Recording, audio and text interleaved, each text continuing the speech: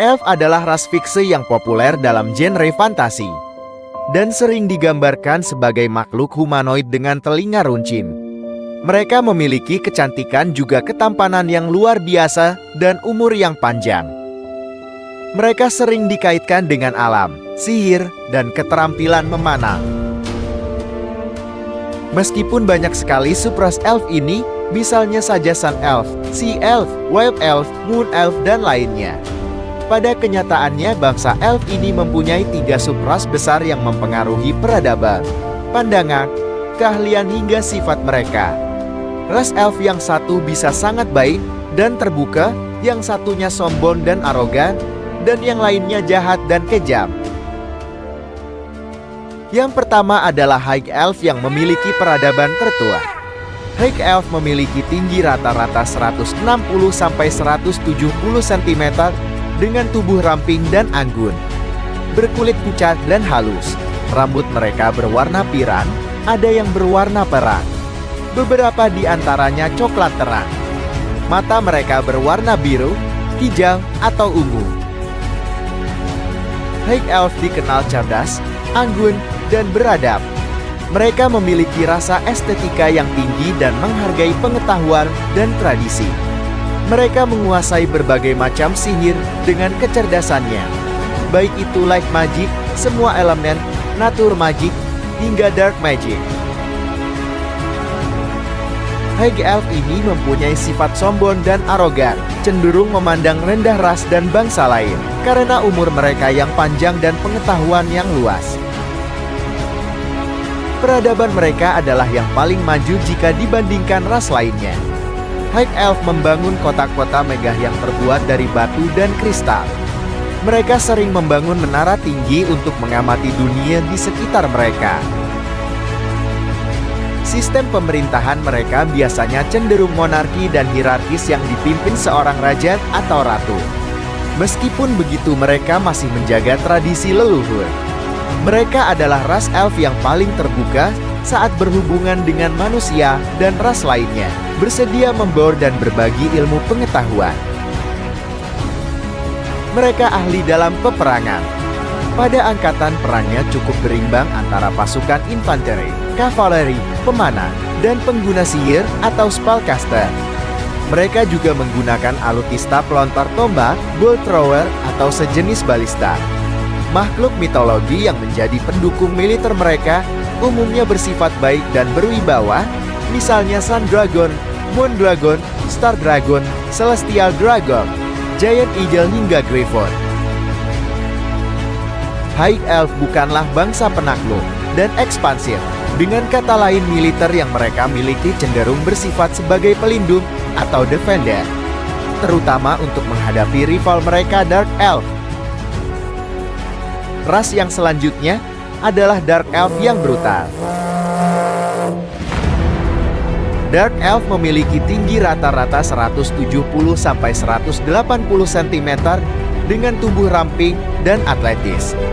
Kulit mereka berwarna ungu cenderung gelap, rambut mereka putih atau hitam, dan mata mereka berwarna putih, warna merah, atau ungu.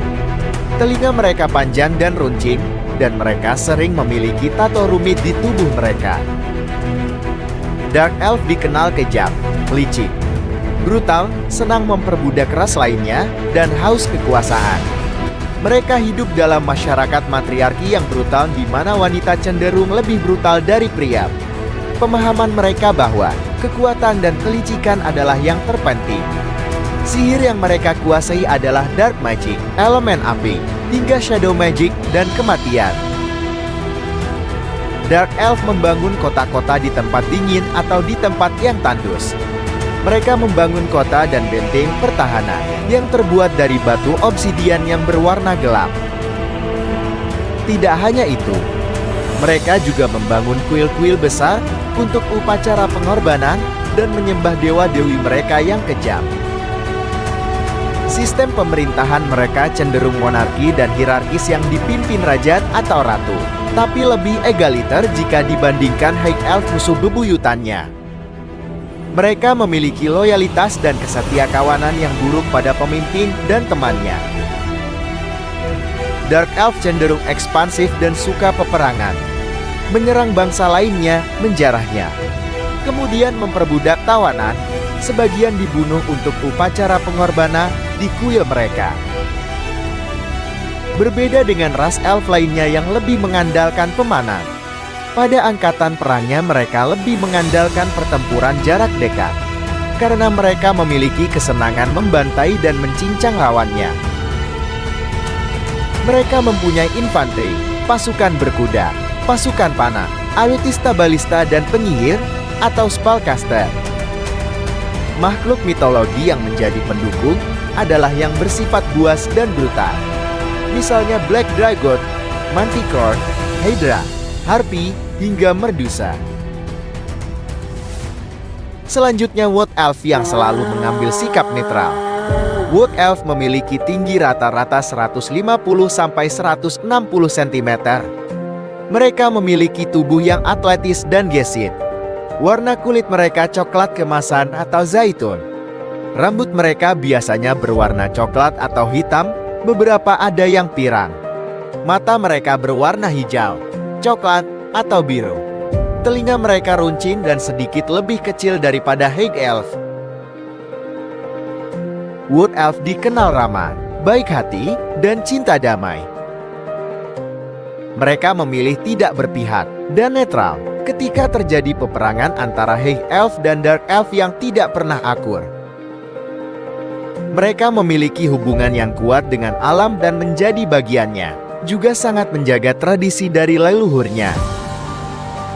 Sifat mereka umumnya pendiam dan selalu waspada terhadap siapapun yang mendekati hutan. Meskipun cinta damai dan netral, Wood Elf bisa menjadi agresif jika ada yang merusak hutan dan alam.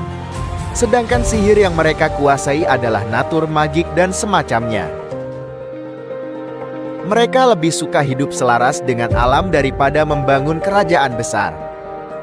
Wood Elf hidup di desa-desa kecil yang tersembunyi di hutan. Mereka tinggal di rumah-rumah kayu, rumah pohon, atau gua. Umumnya mereka hidup dari berburu, memancing, dan bercocok tanam. Sistem pemerintahan mereka cukup unik. Cenderung egaliter berbentuk dewan yang terdiri dari sesepuh yang dituakan, atau kansil, di mana yang kuat dan bijaksana sangat dihormati. Berbeda dengan ras elf lainnya yang monarki, Wood Elf ini lebih condong ke demokratis. Pada angkatan perangnya, mereka sangat mengandalkan pasukan pemanahnya. Para pemanah Wood Elf memiliki reputasi yang terbaik dan mematikan. Mereka cepat, jarang meleset dari target sasarannya. Juga jarak tembak mereka sangat jauh. Selain pemanah, mereka sebenarnya memiliki pasukan infanteri, kavaleri, dan pengguna sihir spellcaster. Tapi perlu diingat bahwa meskipun Wood Elf sangat kuat pemanahnya, ironisnya pada pertempuran jarak dekat mereka sangat lemah. Biasanya taktik Wood Elf adalah perang gerilya dengan memanfaatkan hutan yang rimbun akan pepohonan. Pasukan infanteri dan kavaleri hanya untuk menghambat saja, agar pasukan pemanah mereka lebih leluasa mengarahkan dan menembakkan anak panahnya. Makhluk mitologi yang menjadi pendukung adalah yang ada di hutan. Misalnya Forest Dragon, Unicorn, Hippogriff hingga Tren atau Triumen.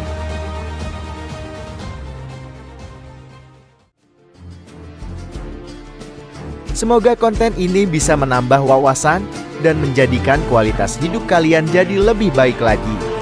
Ingatlah akan hal ini. Setiap orang harus kalah dalam pertempuran di masa mudanya, sehingga dia tidak kalah dalam perang yang sesungguhnya ketika dia sudah tua. Jika dianggap bermanfaat silahkan like, follow, dan subscribe. Dan jika ada yang ingin disampaikan atau ada masukan juga request untuk pembahasan konten selanjutnya, silahkan isi kolom komentar. Sampai jumpa di konten berikutnya.